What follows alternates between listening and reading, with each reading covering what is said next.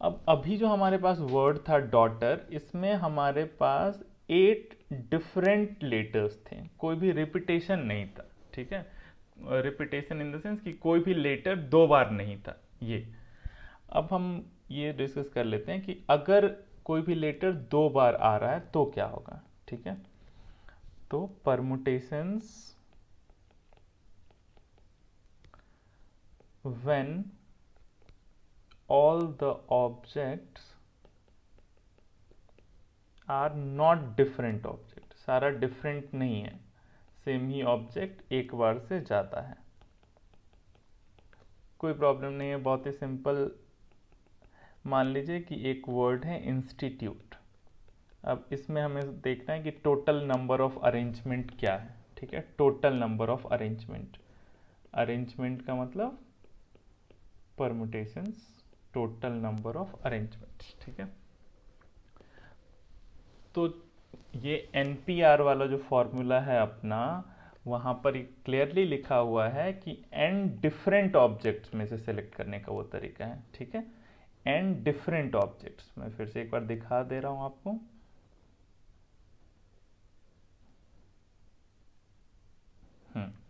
n different objects हैं जिसमें से हमें r ऑब्जेक्ट सेलेक्ट करना है, तभी हम NPR डायरेक्ट यूज करते हैं। जब रिपीटेशन अलाउड नहीं है तो NPR, रिपीटेशन अलाउड है तो n to the power r, ठीक है। अब हमने अभी जो एग्जांपल लिया वहाँ पर तो रिपीटेशन हो रहा है। इंस्टीट्यूट का अगर आप देखें तो INSTITUTE,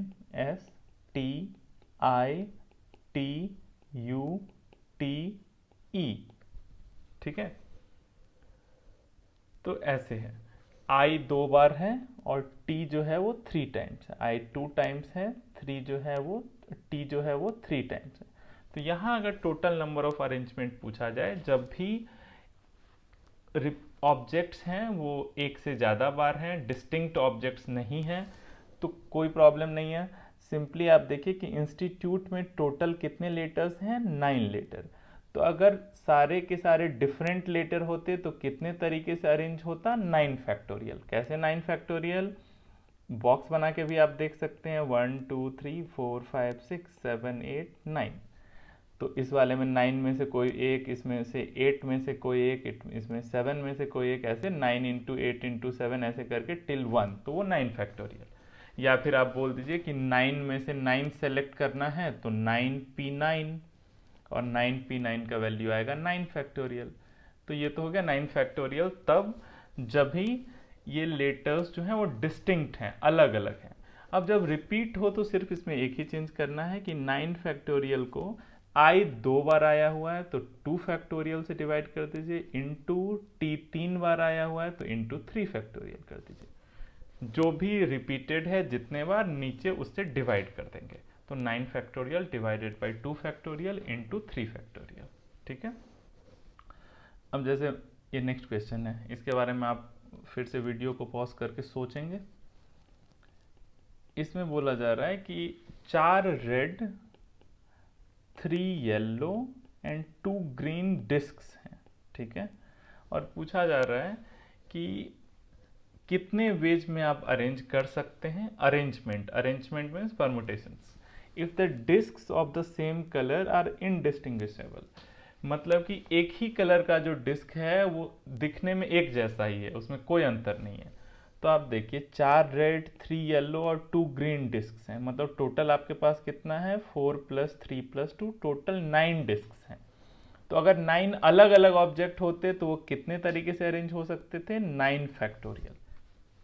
लेकिन इसमें 4 रेड वाला जो है वो एक जैसा ही दिखता है तो 4 फैक्टोरियल, 3 येलो वाला एक जैसा है 3 फैक्टोरियल, 2 ग्रीन वाला एक ही जैसा है तो 2 फैक्टोरियल। तो 9 factorial divided by 4 factorial, 3 factorial, 2 factorial. अब इसका वैल्यू हम लोग फाइंड आउट कर सकते हैं। ऐसा प्रॉब्लम हमने बहुत बार डिस्कस कर लिया हुआ है। मूव करते हैं नेक्स्ट क्वेश्चन पे। इस क्वेश्चन को भी पॉज करके आप खुद से करने की कोशिश करिए।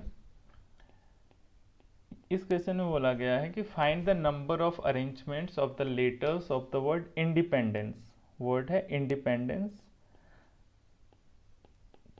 तो पहले तो हमने देख लिया कि इंडिपेंडेंस जो है टोटल इसमें 1 2 3 4 5 6 7 8 9 10 11 12 टोटल 12 लेटर्स हैं।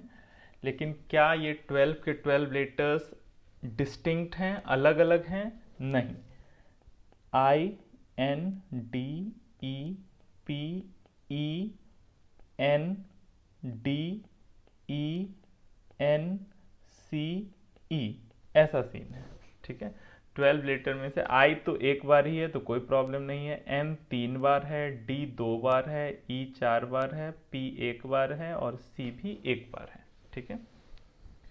ऐसा सीन है।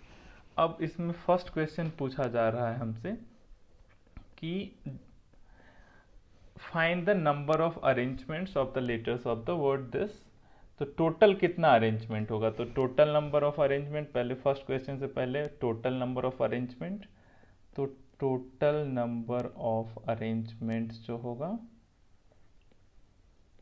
अगर 12 लेटर्स अलग अलग होता तो कितने तरीके से हम अरेंज कर सकते थे? 12p8 12p12 या फिर डायरेक्टली 12p12 क्या होता है? 12 फैक्टोरियल, ठीक है।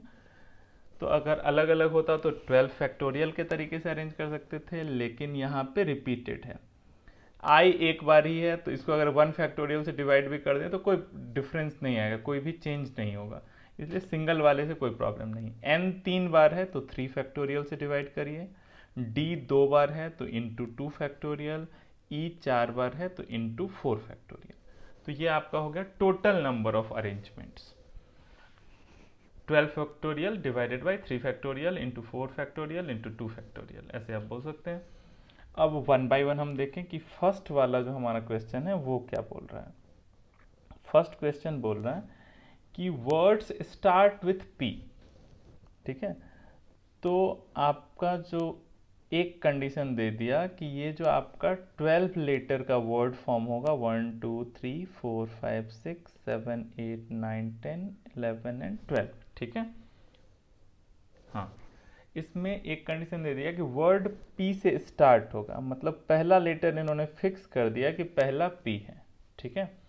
तो पहला अगर P है तो अब इतना बचा कि 11 स्पेस है अपना, तो अगर 11 डिस्टिंक्ट लेटर होता तो वो कितने तरीके से अरेंज हो जाता? 11 फैक्टोरियल से, लेकिन उसमें कुछ लेटर्स रिपीटेड भी हैं तो 11 फैक्टोरियल को डिवाइड करेंगे, N 3 बार है 3 फैक्टोरियल, D 2 बार है 2 फैक्टोरियल, E 4 बार है तो 4 फैक्टोरियल। तो ये हमारा फर्स्ट क्वेश्चन का आंसर हो गया।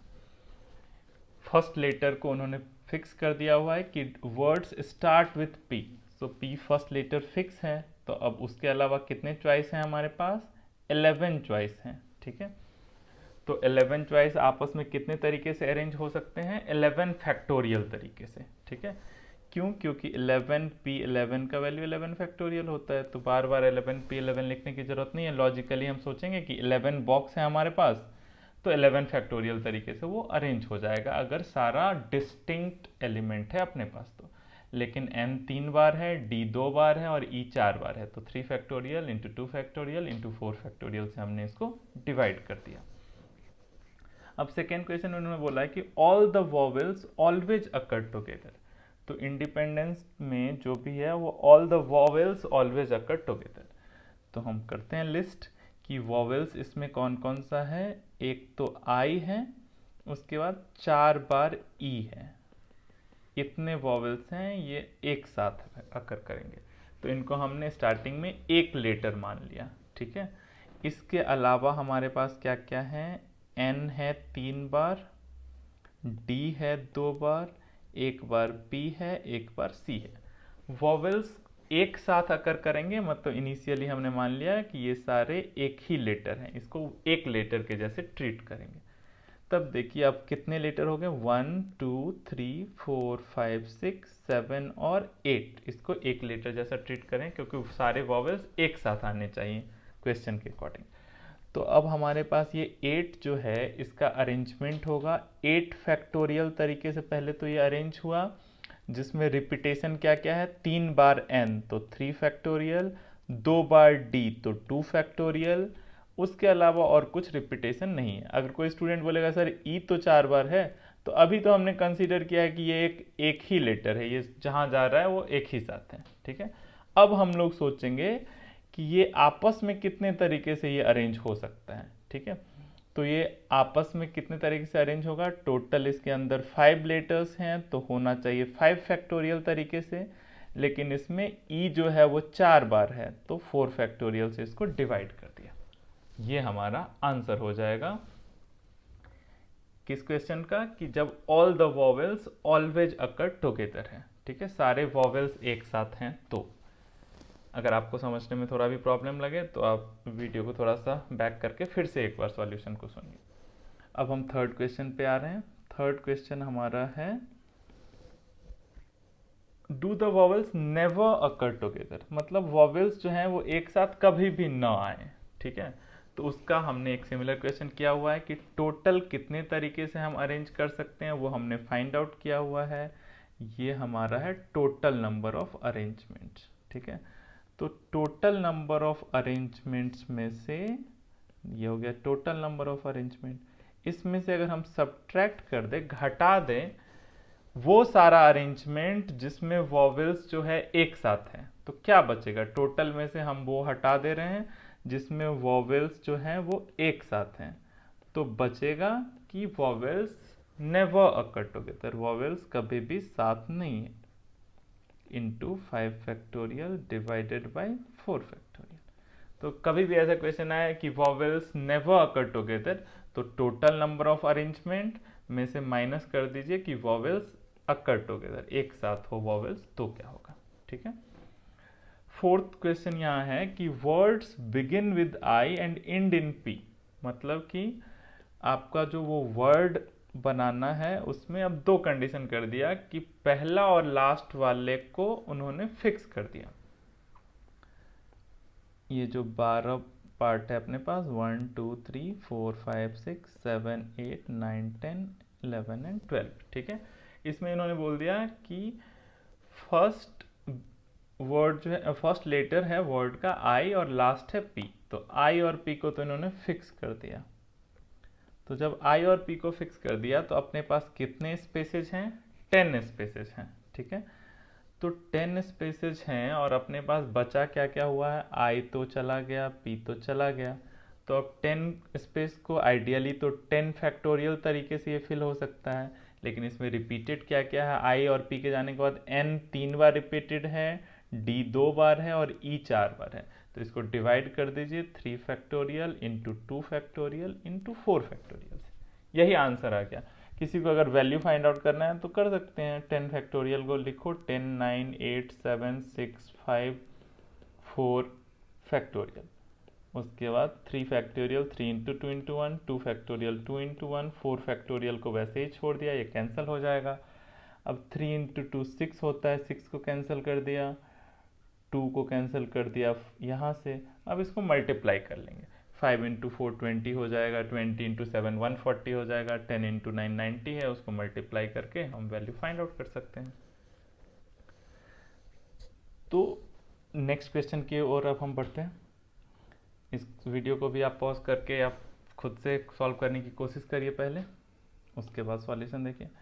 इसमें क्या दिया कि एक वर्ड दे दिया, इस टाइम वर्ड का नाम ही है परमुटेशंस। ठीक है, PER ऐसे हम लिखते हैं ताकि कोई रिपीटेशन हो तो पता चल जाए, PERMUTATIONS,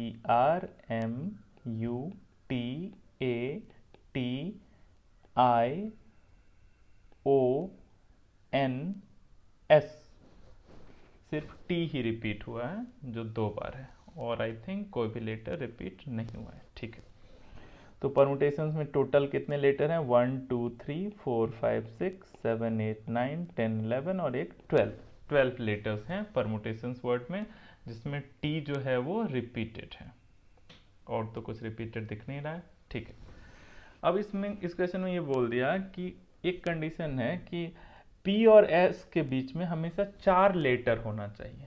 ठीक है, तो अब थोड़ा इस क्वेश्चन को समझना पड़ेगा। हमने बॉक्स बना लिया, 1 2 3 4 5 6 7 8 9 10 11 12 1 2 3 4 5 6 7 8 9 10 11 12। ठीक है, तब इन्होंने बोल दिया कि P और S के बीच में हमेशा 4 लेटर रहना है। तो हम देखते हैं कि p को हमने यहाँ रख लिया तो s जो है वो यहाँ हो जाएगा। ये तो पहला केस हो गया। दूसरा केस हो गया कि p जो है वो यहाँ पे आ जाए तो s जो है वो यहाँ पे आ जाए। तीसरा केस हो गया कि p को हमने यहाँ पे ले लिया 1 2 3 4, थोड़ा सा मिस्टेक हुआ डायग्राम में, फिर से हम दिखा देते हैं। ठीक है, p को यहाँ लिया और 4 लेटर बीच में रहना चाहिए, तो ठीक है 1 2 3 4, तो s यहाँ पे। ठीक है, दूसरे केस में हमने ले लिया कि p यहाँ पे तो s जो है वो यहाँ पे, 4 का गैप आ रहा है ना, 1 2 3 4। हाँ, उसके बाद p हमने यहाँ पे ले लिया तो s जो है वो यहाँ पे आ गया। फिर फोर्थ केस हो सकता है कि p हमने ले लिया यहाँ पे तो s आ गया यहाँ पे। फिर ऐसे ही हम p यहाँ भी ले सकते हैं,